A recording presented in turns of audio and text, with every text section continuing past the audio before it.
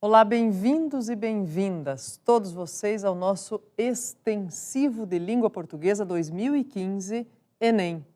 E eu trago para vocês aqui uma conversa bem importante deste começo de trabalhos, deste começo de atividades, para que nós possamos seguir juntos, traçar uma linha até o nosso objetivo, que é trabalhar muito bem com a nota disponível na prova de linguagens do Enem, lá no final do ano, e na prova de redação propriamente dita. Sabe que nesse tempo que começamos a nos preparar aqui, em função do Enem 2015, nós temos uma situação bem efetiva, bem evidente, pessoal. As notas do Enem 2014 batem a porta, trazem aí novidades, ajustes, desajustes, oportunidades para os candidatos, para os alunos, enfim, os 7 milhões de inscritos que fizeram o Enem em 2014. A gente sabe já uma conta bem interessante aí, mas que dá o tom da nossa educação de ensino médio e que nós precisamos minimizar isso, né? A conta aí é de 500 mil de redações zeradas neste ano e de apenas 250 textos com nota integral, com nota 1000, com 1000 pontos. Mas são inúmeros, ainda bem, os casos de pessoas que conseguem e estão conseguindo entrar nas universidades públicas por uma vaga via SISU, Sistema de Seleção Unificada. Você vai nos ver falar muito disso ao longo do nosso curso. Tanto eu quanto os demais professores que estão engajados aí nessa causa de fazer você se dar bem, de fazer você arrasar no Enem 2015, todos vamos conversar com você com bastante veemência, com bastante força, sobre a força que tem mesmo o Enem no SISU, né, gente? O Sistema de Seleção Unificada, criada pelo MEC, desenvolvida pelo INEP, justamente para que os alunos, os candidatos, possam acessar vagas nas universidades públicas que disponibilizam vagas para acesso via SISU pelo Enem. Mas ainda, se você não não está destinado, não é um candidato à vaga na universidade pública, o Enem serve para as universidades particulares? É a grande dúvida que costuma graçar entre os candidatos aí, mas nós vamos conversando sobre ela sim. Por quê? Porque o ProUni, pessoal, é a porta de entrada para as universidades particulares, via resultados do Enem também, e pode lhe conferir aí bolsas de até 100% em cursos concorridíssimos, como medicina, por exemplo, dependendo aí do seu grau, do seu nível de nota, né, da sua média no Enem inteiro. Então, tendo em vista todas essas portas, toda essa amplitude que o Enem pode gerar de oportunidades para você, pessoal, ora, não negligencie, né? Venha conosco, estude conosco nesse extensivo, trabalhe bem com essas arestas, vamos dizer assim, que você ainda tem dúvida, né? Com aquilo que ainda é algo meio arenoso, meio árido aí, no trabalho, no entendimento de cada uma das disciplinas, nas especificidades, para construir, de fato, uma nota bem interessante lá ao final do ano, que vai lhe render bons frutos, com certeza. Eu, então, convido você a ficar comigo aqui primeiro, nesse grupo, nessa reunião de 24 encontros. São 24 encontros elaborados com cuidado, com carinho, com base na matriz de referência do Enem, ou seja, a matriz, o conteúdo, o documento que determina aquilo que você deve saber, aquilo que você precisa dominar em termos de língua portuguesa, de linguagens de maneira geral, para se dar bem no Enem, para fazer aquilo que você está vendo aqui, ó, arrasar no Enem, tá bom? Então, como você viu aqui, ó, vamos para o slide aí rapidinho, vamos começar, vamos trabalhar aí com a sequência de elementos. Então, veja lá, Enem Extensivo Língua Portuguesa, você já viu aí, meu nome é professora Cleusa Secato, né? Eu sou professora, meu nome é Cleusa Secato.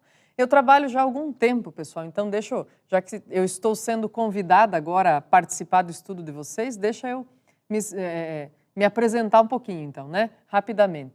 Eu sou professora já há quase 2 décadas de ensino fundamental, médio e superior.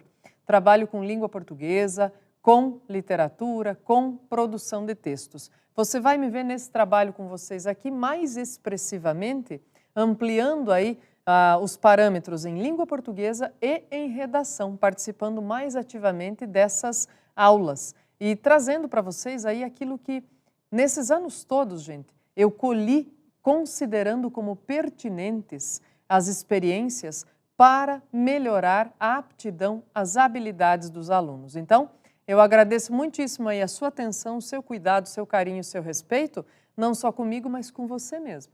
E vou fazer vários pedidos aí ao longo dos nossos encontros. O primeiro deles, se você não fez ainda, pode me dar um pause aí e começar. Pegar um caderninho. Sim, nós precisamos de um caderninho, uma caneta, um lápis e precisamos anotar. Sabe que uma das maneiras mais efetivas de nós estudarmos, de nos apropriarmos dos nossos estudos, é anotando do nosso jeito, é descobrindo do nosso jeito como estudar, né? Então eu vou pedir a você que rabisque, que anote do seu jeitão, que destaque, que faça inferências, que puxe flechinhas para todo lado. Você precisa de um caderno, tá? Depois, eu vou citar e sugerir a você, sei que tem muita gente que em anos de vestibular, de prestar Enem e tal, fica assim que é só paranoia, né? Só estudo, estudo, estudo, estudo. Mas o estudo também se encontra em lugares que a gente nem imagina, ou para os quais a gente nem quer dar chance. Sabe onde mesmo? Na música, muito, muito, muito na leitura do dia a dia, dos jornais, das revistas. E olha, por que não, gente? Venha conosco no cinema, tá? Na leitura que se pode fazer da sétima arte, ou em consonância com a sétima arte, de expressões, de elementos ideológicos, de belíssimos roteiros e atuações impagáveis, é o que o cinema nos proporciona. Então, pessoal, bora lá! Lista de filmes indicados ao Oscar está por aí. Vamos trabalhar com isso, ok? Então, é isso aí. Apresentações devidas, incursões e convites para o cafezinho devidos já. Agora vamos lá, então. Convido você para essa nossa aula 1, nós trabalharmos exatamente com a matriz de referência do Enem, no recorte de linguagens, naquilo que tange a língua portuguesa, tá? Ora, se estamos nos preparando para uma prova, precisamos saber o que ela vai cobrar de nós, o que ela exige de nós e em que medida os enunciados já podem ser conhecidos por nós. Então, convido você, vamos detalhar aí a matriz de referência de linguagens no recorte de língua portuguesa. Vamos aos slides. Vamos juntos lá. Então, vamos lá. Ok, matriz de referência do Enem para linguagens, códigos e suas tecnologias. E aí você me pergunta, onde é que eu encontro isso, professora? Ora, no site, exatamente no site do MEC, né? Na parte do INEP, você vai encontrar a matriz de referência do Enem, certo? Para todas as áreas, não só para linguagens. Eu recortei especialmente da parte de linguagens aquilo que trabalha, aquilo que traz língua portuguesa em evidência, tá bom? Então vamos lá. A matriz de referência, gente, é toda dividida em competências e habilidades. Eu vou mostrar para vocês aqui o que nós temos como habilidades referidas aí na matriz, tá? E essas habilidades vão se definir no tocante ao trabalho, ao ritmo que nós devemos imprimir no entendimento do nosso estudo, em leitura, em linguagens, nas mais diversas formas aí, tá? Então, primeiro de tudo, pessoal, veja lá. 1. Compreender e usar os sistemas simbólicos das diferentes linguagens como meios de organização cognitiva da realidade pela constituição de significados, expressão, comunicação e informação. O que é essa aqui? O que nós vamos colocar do lado? Vem cá. Ó, lembra de quando a gente estuda no começo do ensino médio, qualquer livro de interpretação, de gramática, vai trazer para nós as diferentes concepções e realizações da linguagem? Pois é, nesse caso aqui nós podemos trazer à tona aquela ideia referencial que aparece nas placas de trânsito, né? Por exemplo, a faixa de segurança. Quer dizer, é uma linguagem não verbal, gente, são os elementos simbólicos de conhecimento coletivo daquela sociedade e suas diferentes realizações, as diferentes inferências que podemos ter a partir deles, ok? Muito bem. Outra, sigamos lá. 2. Identificar os elementos que concorrem, ou seja, que colaboram para a progressão temática e para a organização e estruturação de textos de diferentes gêneros e tipos. Ou seja, aqui, pessoal, vamos ficar bem atentos a quê? Elementos coesivos, a boa coesão, a relação entre as partes do texto e a maneira de estabelecê-la, tá? 3. Analisar a função da linguagem predominante nos textos em situações específicas de interlocução. Bom, pessoal, tá aqui como habilidade ou a função de linguagem, e eu digo a vocês também, todo ano no Enem, gente, caem pelo menos 2 ou 3 questões que vão trabalhar exatamente com a identificação, com a descrição ou com a interpretação da função de linguagem predominante num determinado texto, tá? Então, pelo menos aí 2 ou 3 questões vão aparecer. Eu preparei e vou discutir com vocês também uma aula especial só de funções da linguagem, para nós identificarmos e entendermos como elas funcionam na comunicação de maneira geral, e também uma aula de realização de exercícios sobre isso, tá?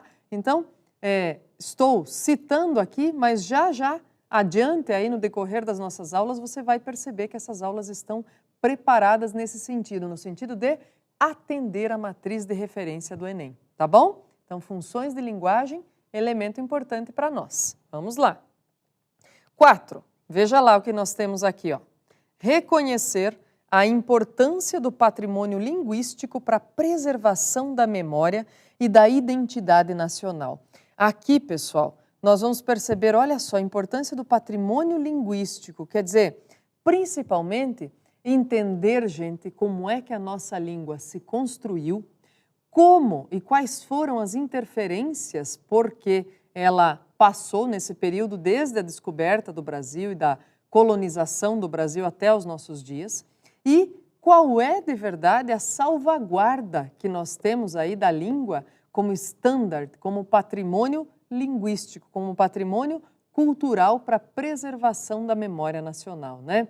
Então, é um elemento importantíssimo aí para perceber, olha, as maneiras e as manifestações linguísticas como preservação, tá bom?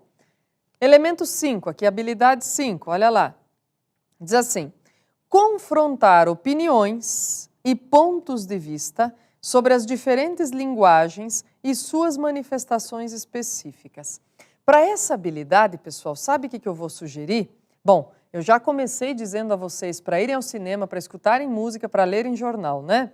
E ao longo das aulas eu vou dizendo coisas específicas que vocês devem buscar nesses elementos de leitura, tá? No jornal e na revista, sabe o que eu vou dizer para você conseguir exercitar essa habilidade aqui, ó? Anota lá comigo, você vai ler, vai observar a seção de cartas do leitor ou painel do leitor, tá? E eu quero que você dê atenção bem especial a essa preposição aqui, né? Eu estou dizendo assim, ó, cartas do leitor e painel do leitor. Não é carta ao leitor. Qual é a diferença? Olha comigo aqui. Carta ao leitor, pessoal, é o editor do periódico quem envia, né? Geralmente é uma correspondência aí apresentando o periódico, aquela edição, e convidando o leitor a ler, literalmente, né? A observar, a compartilhar daquelas impressões, tá? Isso é a carta ao leitor, que é o editor quem escreve. Essa sessão que eu estou dizendo a você para frequentar, para ficar amigo, é a sessão de cartas do leitor. Ou seja, elas continuam com o nome de cartas, ou ainda tem outros jornais que chamam de painel do leitor, gente. Mas hoje, com a agilidade da comunicação por e-mail, ninguém mais manda cartinha para o jornal, né? É até assim um advento quando acontece, dizer, alguém mandou uma carta para o jornal. Não, o pessoal manda e-mail, mas continua com o nome de sessão de cartas, tá? Muito bem. O que acontece aí? Por que eu estou dizendo que é um ótimo elemento para você exercitar essa habilidade 5 aqui? Olhe para ela comigo, olhe lá. Confrontar opiniões e pontos de vista. Você quer lugar melhor para confrontar em textos curtos, bem simples, bem diretos, a opinião e os pontos de vista defendidos pelos leitores sobre um mesmo tema que volta e meia é bem polêmico e ocupa várias edições, vai a semana inteira do mesmo jornal? é um ótimo elemento, pessoal, um ótimo lugar para fazermos isso, tá bom? Então, você vai procurar lá o confronto de opiniões e pontos de vista na seção de cartas, no painel do leitor, tá bom? Outra aqui, ó, 6. Reconhecer em textos de diferentes gêneros recursos verbais e não verbais, utilizados, verbais e não verbais, importantíssimo, utilizados com a finalidade de criar e mudar comportamentos e hábitos. Queridos, para isso aqui nós teremos muito o quê? A publicidade estará aqui em muita evidência, tá? Por quê? Porque nós vamos ter mesmo muitas questões no Enem que trabalham exatamente, gente, com a função, anote já comigo, ó, função apelativa da linguagem, que é a função predominante nos textos publicitários, tá? Por quê? Porque serão cartazes, panfletos, campanhas de conscientização, há muitos suportes, textos de apoio para as questões, em que trabalham exatamente com esse gênero, gente, o gênero publicitário, tá? Então, vai aparecer muito, com a ideia, com a intenção de fazer o quê? Mudar, criar comportamentos e hábitos no seu leitor, né? Campanhas de conscientização são ótimas para isso. Mais ainda, gente, elementos verbais e não verbais, vamos encontrar muito nas charges e tiras. Eu separei um momento dessas nossas 2 primeiras aulas para tratar só dessa confluência aí nas charges, principalmente, e nós vamos olhar juntos, tá bom? Então, siga lá comigo, mais um pouquinho. Diz assim: relacionar em diferentes textos opiniões, temas, assuntos e recursos linguísticos. Inferir em um texto, por exemplo, quais são os objetivos do seu produtor, quem é o público-alvo, pela análise dos procedimentos argumentativos utilizados. Bom, eu disse que ia orientando onde vocês vão encontrando essas coisas, né?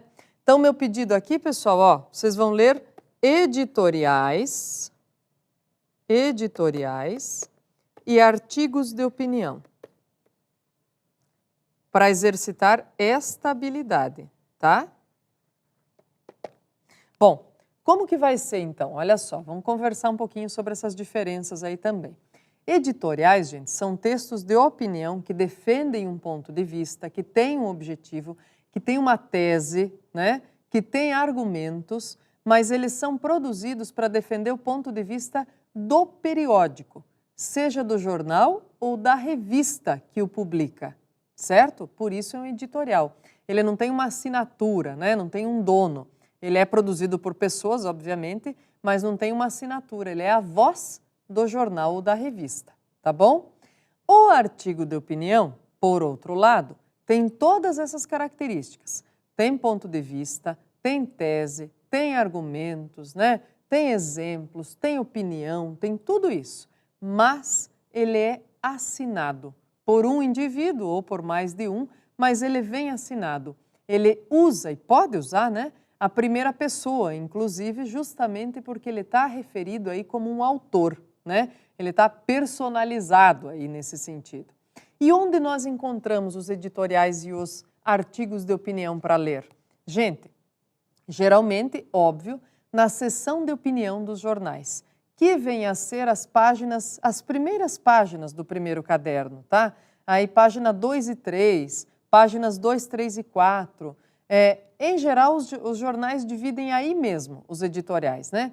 Há alguns que fazem um editorial ou texto de opinião e outros cadernos, justamente porque são cadernos, ou caderno mundo, né? Ou caderno mercado, caderno de economia, e aí eles trazem opiniões de analistas sobre aquelas situações ou sobre aqueles temas. Então, eles vão difundindo aí textos de opinião ao longo do jornal.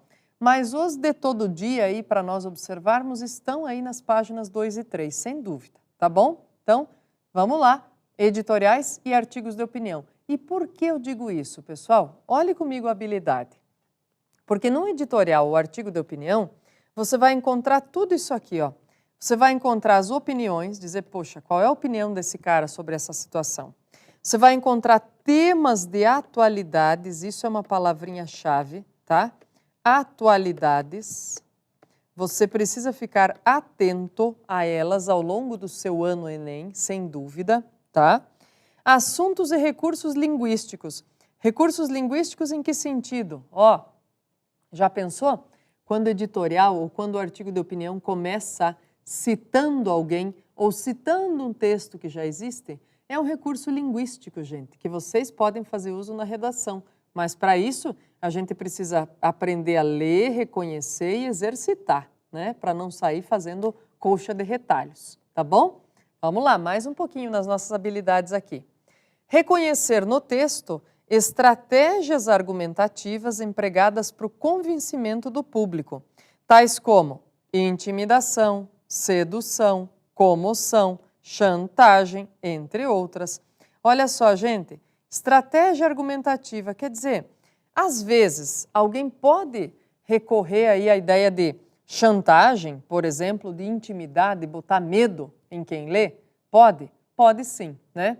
Colocar medo em relação a determinado tema. Por exemplo, estou escrevendo um texto de opinião sobre economia e eu quero colocar medo no meu leitor sobre determinada situação. Posso usar estratégia nesse sentido? Pode. Não se esqueçam, gente, todo texto argumentativo, ele tem por finalidade mostrar um ponto de vista e torná-lo viável, tá? Não necessariamente ele quer, a todo custo, fazer com que o leitor mude de ideia, mas ele quer sempre fazer com que o leitor pondere sobre aquele ponto de vista e sobre como ele pode ser defendido, tá? Então, esses elementos aí são importantes, dá para a gente perceber bem nos textos, né? Mais um pouquinho aqui comigo, vamos lá. Outro, compreender e usar a língua portuguesa como língua materna, geradora de significação e integradora da organização do mundo e da própria identidade. Haja vista aqui, pessoal, o que nós temos? Norma culta, né? Norma padrão. E por que eu estou dizendo isso? Ora, porque se é para compreender e usar a língua portuguesa como língua materna, geradora de significação e integradora da organização do mundo e da própria identidade, qual é a variante que faz essa relação para nós em língua portuguesa? É a norma padrão, gente. É ela que tem maior prestígio e é ela que vai ser elaborada e ser usada para elaborar documentos, para elaborar textos para os quais nós pretendemos uma avaliação, né? Então é ela que vai aparecer, por exemplo, no seu texto Enem, não é isso? Muito bem, então tudo isso, pessoal, aparece de maneira muito, muito expressiva e é norma padrão aí em uso, tá? Outra habilidade, vamos lá. Identificar em textos de diferentes gêneros as marcas linguísticas, os indícios, que singularizam as variedades linguísticas sociais, regionais e de registro. Também preparei, pessoal, uma aula especialíssima para nós discutirmos isso, tá? Por quê? Olha aqui para mim. Essa ideia de só dizer assim, olha, funciona ou não funciona, é bom ou não é bom, né? A variação não existe. A ideia de dizer que a língua portuguesa é homogênea. Minha nossa, que mito! Não é não. Nós temos uma norma padrão que normatiza o uso escrito e falado em situações formais da língua portuguesa. Mas aí a dizer que é só ela que existe, pessoal, é uma ignorância muito grande. O que nós temos são diferentes grupos de falantes, por idade, por localização, né? Por variação regional, por variação de escolaridade. Então, nós temos aí um sem número de possibilidades de realização de língua. Temos uma norma padrão, mas temos variantes, ó, para cansar de enumerar. Eu fiz uma aula para a gente discutir um pouquinho justamente as ocorrências de variação e como elas são cobradas no Enem. Também vem por aí essa ajuda nesses elementos, no reconhecimento e na aceitação desses elementos, tá bom? Mais um pouquinho aqui, gente. Relacionar, então, as variedades linguísticas às situações específicas de uso social, tá? Por quê? Porque, pessoal, até assim, determinado tempo, aí o que acontecia? A gente só percebia e dizia o quê? Simplesmente, o cara fala errado, né?